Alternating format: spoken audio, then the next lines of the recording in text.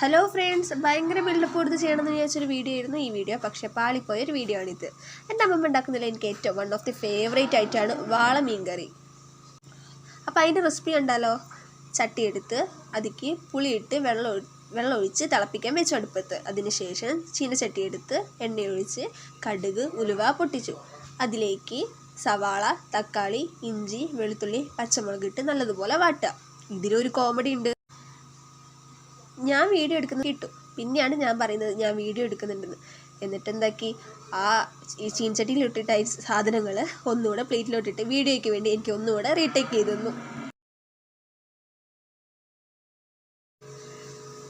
അതിലേക്ക് മുളക് പൊടി, മല്ലിപ്പൊടി, മഞ്ഞൾപ്പൊടി, മസാലപ്പൊടിയൊക്കെ ചേർത്ത് നല്ലതുപോലെ വാട്ടുക. നല്ലതുപോലെ വാട്ടിയതിന് ശേഷം നമ്മുടെ പുളി തിളപ്പിച്ച വെള്ളത്തിലോട്ട് ഈ മസാല ചേർത്ത് നന്നായിട്ട് ഇളക്കുക. ഇതിലൊരു കോമഡി ഉണ്ട്.